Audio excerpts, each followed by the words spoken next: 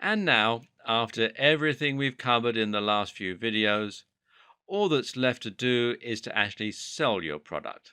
Again, you have a few different options here.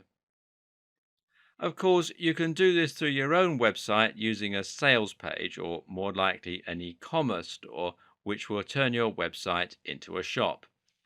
Great tools for creating e-commerce stores include WooCommerce, which you can read about here at woocommerce.com, which has the advantage of being a WordPress plugin, thereby enabling fast and easy installation. And you can actually do this from within the WordPress dashboard. Just go to plugins and type in WooCommerce, and you'll get a whole lot of information about WooCommerce.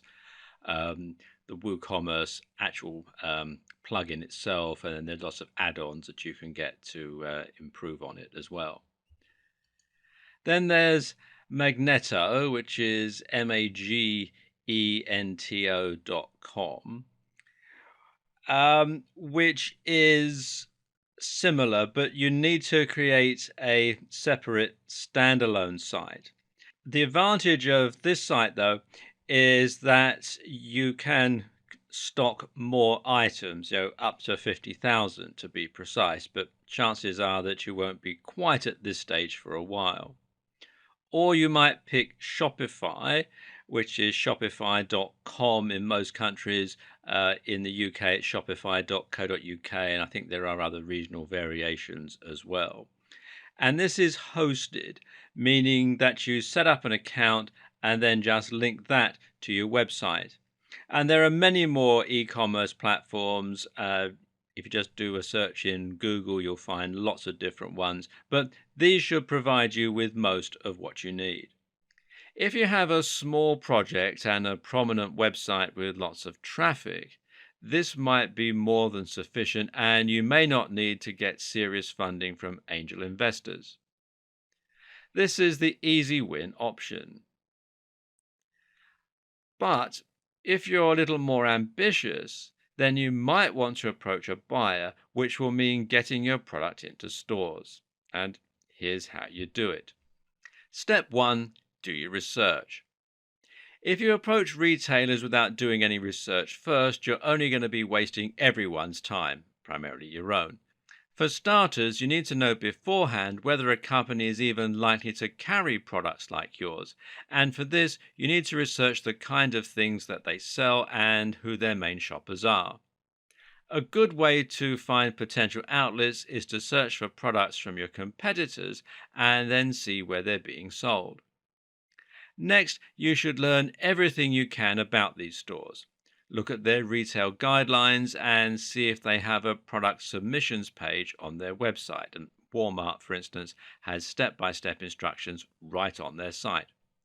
The more prepared you are, the better chance you're going to have.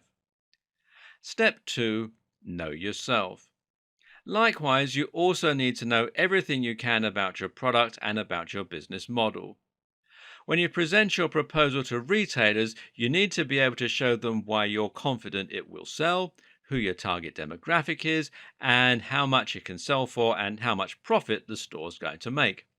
Again, the more detail you go into, the more confident stores will be in you and your product.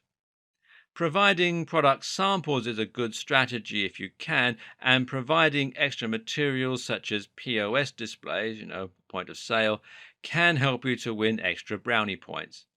Press coverage, etc., can also help you to win your case. Step 3, find your ally. Now you have your pitch stroke package ready, you need to find someone who's willing to listen. Start by contacting the buyer and using the details on the website, or by calling up and asking to speak to the buyer or representative. If you get snubbed, though, or you don't get any response, you can always try again by looking for contacts you might have within that organization. And LinkedIn is a powerful tool in that regard. Or you can do this by arranging a meeting with anyone you can. If you can get just one person to listen and to get enthusiastic about your product, then they might help you to get the meeting you need. And finally, step 4, use a sales representative. If you're still not having any luck, then the other option is to use a sales representative who will handle this part of the process for you.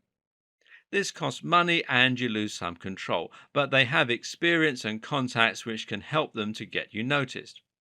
However you go about it, though, don't give up. You can get 1,000 rejections, but when you get just one positive response, it'll be all worth it.